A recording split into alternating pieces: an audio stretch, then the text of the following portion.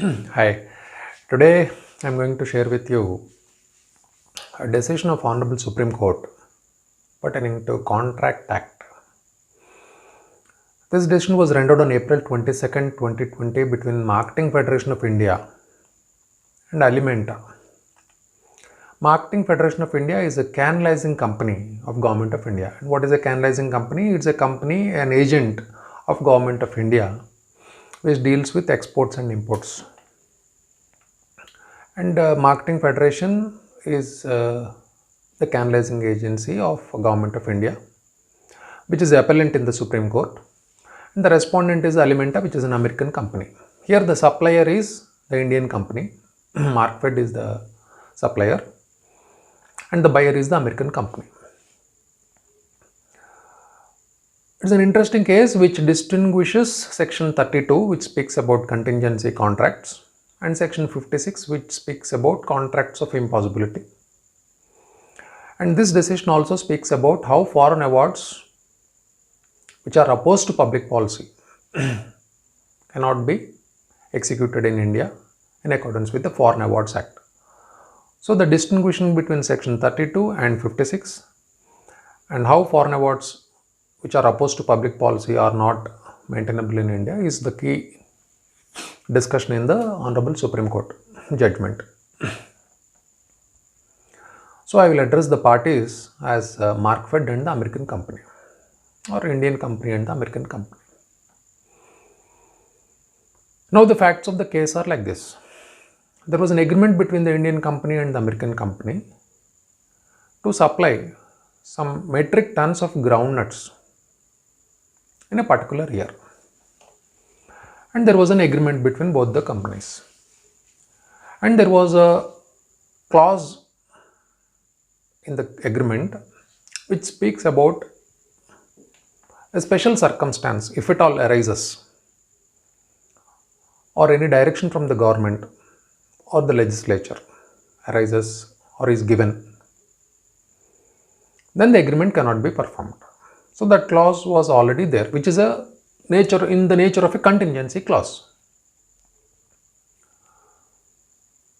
So now agreement was entered, and in the process of executing the agreement, the Indian company executed 50% of the agreement. That is, it supplied 50% of the agreed quantity of groundnuts to the American company in that particular year. And after that, there was a crop loss in India because of adverse climatic conditions. Therefore, Government of India issued a direction to the Indian Canalizing Agency, which is a Markfed, to stop the exports of groundnuts because there was a shortage in the country itself, and when there is a shortage in the country itself, there is no point in exporting if the India itself is facing shortage of the groundnuts, because it will disturb the price in the country. Therefore, upon the direction from the Government of India, the agent, which is the Markfed, the canalizing agent Markfed, broke the contract with the American company, violated the terms of the contract, and stopped the supply to the American company. Now, when dispute arises between both the companies, there was an arbitration clause with the seat of arbitration at London. Accordingly, arbitration in proceedings were initiated by the American company, and the Indian company contested to some extent, and an award was passed quantifying it to 450 crores payable by the Indian company to the American company. Now, the Indian company suffered 450 crores of compensation from the American company in the hands of an arbitrator through the arbitral award. The arbitral award is a foreign award. It comes to India and was supposed to be executed in India for realization of 450 crores. Therefore, the American company filed an application before the Delhi High Court, which allowed their application and directed the Indian company to pay 450 crores of compensation. Then the Indian company approached the Honorable Supreme Court through the special leave petition, and it was allowed. Now, the principle for allowing the application filed by the Indian company is that Supreme Court distinguished between Section 32 and Section 56 of the Indian Contract Act. Now I'll explain what is Section 32. Section 32 speaks about the contingency contracts. Now what is a contingency contract? It is like a regular insurance contract. The contract can be performed or will be performed only if there is a contingency. Otherwise, contract will not be performed. That is the contingency contract. That's a contingency clause. Now what is a contract of impossibility? Section 56 speaks about contract of impossibility. Impossible contracts are contracts which cannot be performed at all. For example, if there is a contract of magic, performing magic for X amount, then it is an impossible contract because it cannot be performed. Now there are some contracts which are not impossible at the time of entering the contract, but in the process of execution of the contract, in the process of performing the agreement, the contract may become impossible. For example, COVID-19 situations like COVID-19. Now in the context of COVID-19, many contracts become impossible or unlawful. There could be this kind of situation. Now in a contract, if there is no clause pertaining to the contingency, then 56 applies. Try to carefully understand the distinction between Section 32 and Section 56. In Section 32, the contingency is predicted by both the parties. In 56, the contingency is not predicted. In 56, compensation can be claimed if the promisor predicts the contingency. Then the promisee can claim compensation from the promisor.